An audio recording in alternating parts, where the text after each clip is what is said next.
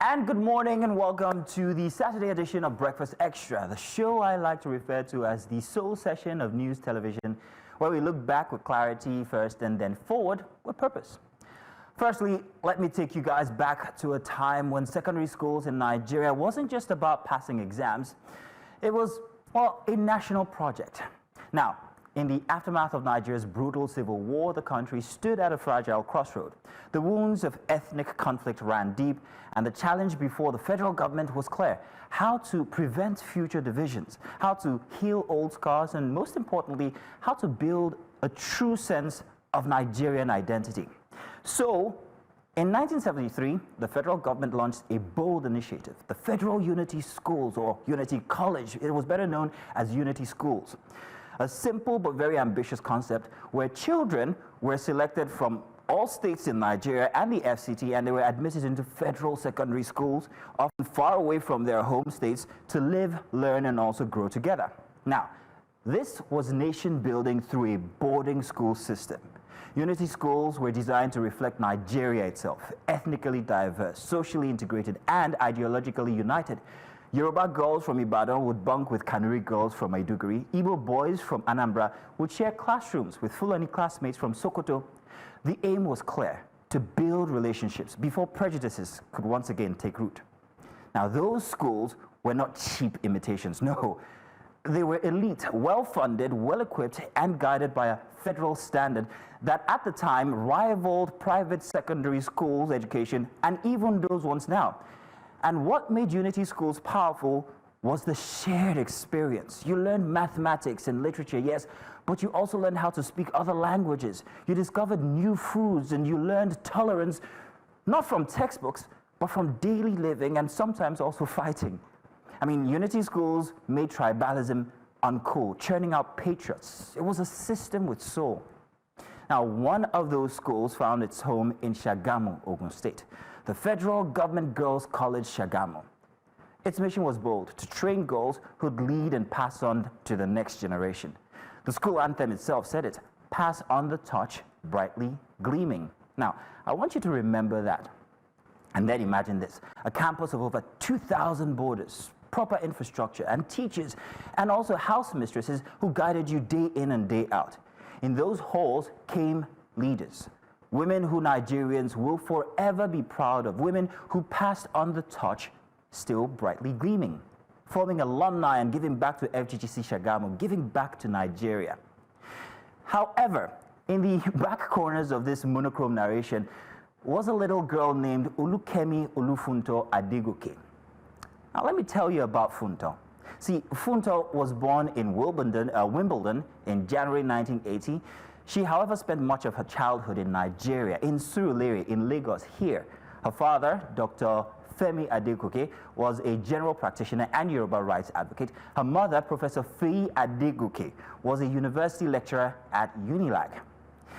To point out, this isn't a story of some abandoned child navigating a broken system. No, we're talking about a middle-class household, which in Nigeria at the time meant that NEPA took light often.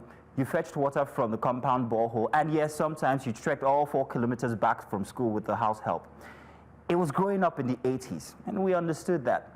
So around 1991, Funta was admitted into FGGC Shagamu, where she joined a system built to forge nationhood, a place where early mornings, cramped dormitories, and cutting grass with a machete weren't punishment. They were tradition. Tough, yes, but it was designed to toughen you. And for decades, it worked. And by the way, FGC Shagamu is still thriving today. Old girls built libraries, water towers, empowerment centers. Some sets even installed smart boards, others renovated classrooms. Their mission remained to pass on the torch, brightly gleaming. And they upheld that. But unfortunately, the world did not talk about the efforts of these fine members of the alumni of FGGC Shagamu this past week. It talked about Funto. Kemi Badenoch, now a high-ranking leader in the UK Conservative Party, only last week described FGGC Shagamu with a kind of contempt that stung. She called it like prison. She claimed she was forced into child labor, waking before dawn to cut grass with a machete and fetching water by the buckets. She described the Unity school system as one that sent children thousands of miles away from home, where though no point in Nigeria is ever that far apart. She spoke of it as if it was exile, where it was only a federal structure. But for many of us, it was a structure that worked. But painful was the tone, the way she framed Nigeria as something to flee from, as though everything she dislikes is rooted in Nigeria and Nigerians. But hang on a second, let's be honest. Being a black woman in British politics is no small feat. Kemi Badenoch has done well for herself, and we salute that. But when telling your story becomes a way to show the world how you escaped Nigeria, not how you were shaped by Nigeria, that is the problem, and that's where it all begins. See, her critics, well, they call her the black face of white supremacy, a minister allergic to her own motherland. Even Nigeria's vice president, Kashim Shettima, couldn't hold his tongue. He called her out, saying if she was that uncomfortable with her roots, well, maybe she should drop Kemi from her name entirely.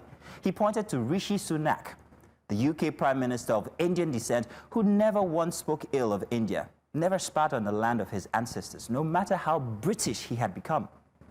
See, Kemi, and I'm talking to you now, your name is still Olukemi Olufunto Adegoke Badenoch. It's Nigerian through ancestry, upbringing, and roots, and these will never wash off. Yes, you left Nigeria at 16, but you were shaped by it first, especially during the turbulent 1990s dictatorship, economic collapse, governance relapses or lapses, industrial actions, and civil unrest, conditions you say formed your political outlook even today. Because admitting hardship is one thing, framing it as a national failure worthy of shame, well, that's disgusting. Here's the truth. FGGC Shagamu may not have produced the kind of leader the Tories would easily embrace. It didn't teach pandering. It didn't polish you for polite applause. It didn't bleach your skin, nor could it straighten your hair, unfortunately. But what FGGC Shagamu did build was a woman who could stand in London, speak her mind, and make Westminster shift or even sometimes shake. And for that, Kemi, Nigeria is proud of you. Even if you bite the hands that fed you once, those lessons of discipline, grit, and resilience, they are our Nigerian lessons. Because the people you're performing for will always see your difference first. Your skin is melanin popping. Thus, they will forever remember you as the black leader of the Conservative House. But we, your people, we will always see the blueprint, the Shagamu in you, even where you have tried to erase it. So yes, Kemi, you may rewrite the stories, but your roots are linked into those first pages that were written here in Nigeria, in Surulere. So when the praises fade, when the noises die, when the world moves on from you as the Conservative leader, come home. We, the country, you have passed, or rather forgotten to pass on the torch for, we know they throw away Pekin. Because whether you like it or not, we know what we made. We made you.